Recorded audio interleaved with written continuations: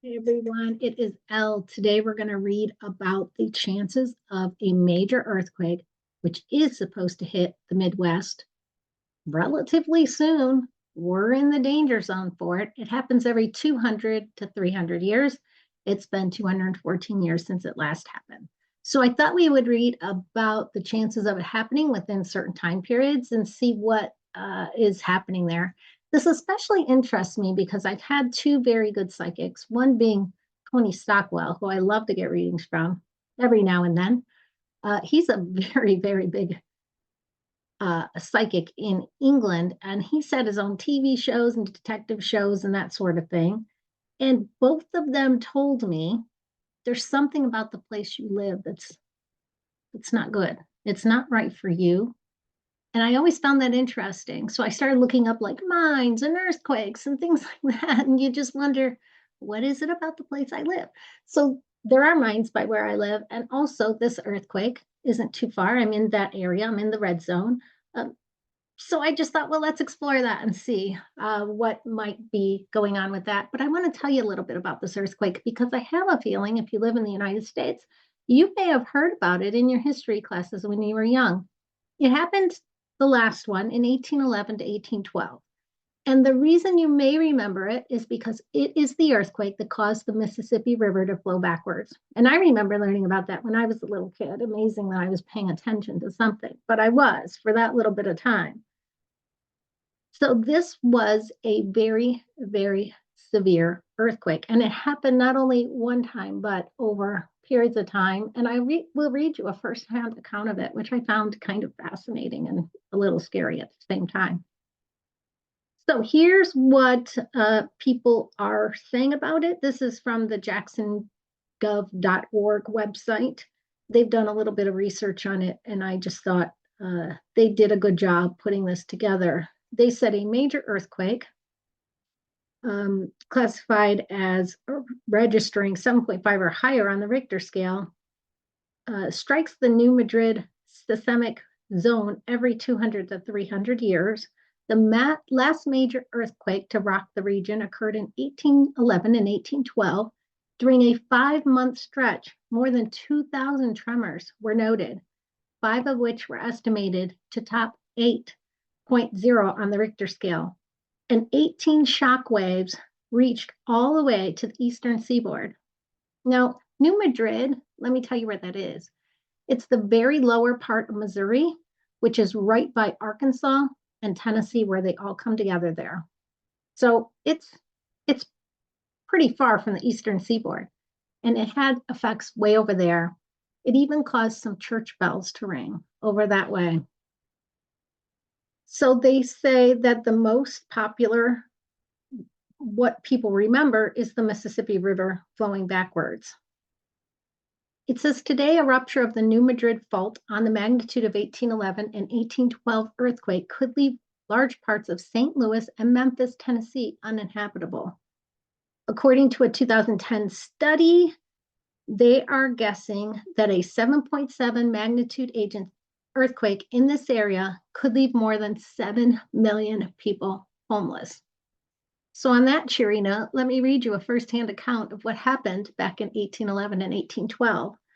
This was from a journal that George Heinrich Christ kept as him and his family endured the earthquake.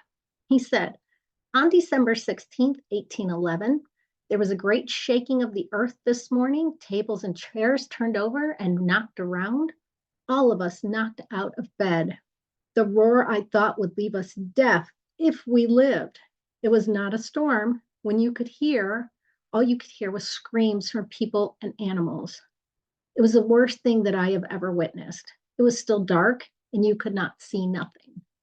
I thought the shaking and the loud roaring sound would never stop. You could not hold on to nothing. Neither man or woman was strong enough.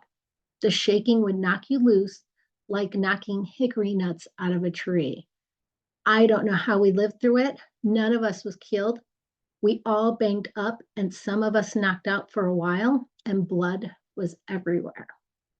When it got done, break, you could see the damage done all around. We still had our home. There was damage, but some people's homes did not. survive. We will have to hunt our animals. Everybody is scared to death. We still do not know if anybody was killed. All right, so a month later, that happened December 16th, a month and some odd days later, about a week, on January 23rd, 1812, the same author says, what are we going to do? You cannot fight it because you do not know how. It is not something that you can see.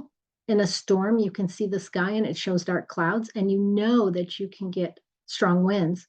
But this, you cannot see anything but a house that just lays in a pile on the ground, not scattered around, and trees that just fall over with the roof still on it. The earthquake, or whatever it is, came again today. It was as bad or worse than the one in December. We lost our Amandy Jane in this one. A log had fell on her. We will bury her upon the hill under a clump of trees where Betsy's mom and pa are buried. A lot of people think that the devil has come here. Some think that this is the beginning of the world coming to an end.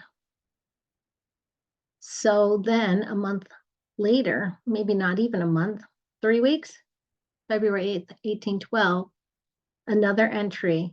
If we do not get away from here, the ground is going to eat us alive. We had another one of them earthquakes yesterday, and today the ground still shakes at times. We are all about to go crazy from pain and fright. We cannot do anything until we can find our animals or get some more. We have found enough to pull the wagons. All right, so with that said, I'm going to read cards on it and see about the next one. I know it's very cheery today, isn't it? But I do find these kind of things interesting, and maybe some of you do too. So I wanted to point out that where those people were located that gave that account of what happened, they were 100 and, oh no, they were 250 miles from the main fault line, which was New Madrid, Missouri. The people who live in St. Louis right now are 163 miles, so much closer. All right, let's go ahead and read the cards. We're going to see what we get. What I'm going to do is just read about different time frames. So as you heard, as I read, there was a prediction that a 25% prediction that this earthquake would happen again within the next 15 years before 2040. It's 2025 while I'm reading this, for those who may watch it later. All right, so with that said, I'm just going to concentrate on this for a second, and we're going to get some timing here. And I'm going to ask about this earthquake happening before 2040, within the next 15 years. Before 2040 is the next 15 years. See what we get. All right, so this is a person standing guard, being prepared. He does have a head injury, so it makes me a little worried. What I feel is going to happen before that is maybe we're going to get some slight tremors, but not the big one. I think we're going to get some slight tremors to the point that people are on guard. People are weary. People are worried, just like this guy in here. Could be small amounts of damage. You see, he's got a head injury, so it could be some damage. But what I don't see is major damage. But I do see people getting worried and trying to protect themselves and their properties and whatever they can. However you do that, I don't know. All right, so let's just read 2041 to 2050. I think we are starting to see signs of it by 2040, that it is coming. So what do I mean? Small tremors, small earthquakes. All right, so this between 2041, 2050, I feel like we're going to be okay. I feel like there's some sort of comfort level that most people have obtained again. The Empress, I always think of her as my very comfortable person. She looks really comfortable outside, comfortable on the ground. Things are good between 2041 and 2050. So we're not seeing that major earthquake during that time. How about 2051 to 2060?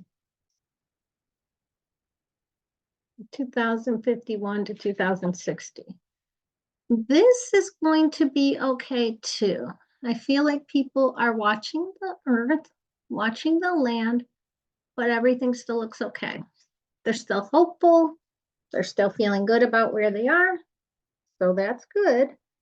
2000, now we're going to do 2061 to 2070. I think that's what I'll have to go back if I missed something. So this was 2040, 2050, 2060, yep, 2061 to 2070. Let's see here. Now we're starting to get nervous again, right?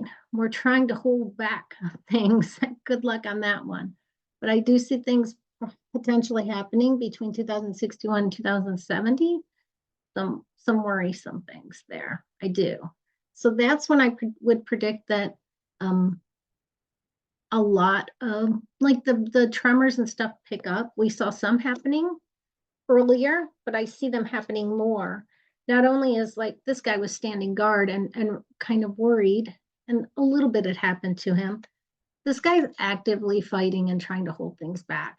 So they may come up with new ways to try to prevent an earthquake. I don't know how you possibly do that. I don't know if it is possible, but I see ways to try to stop the progression of it.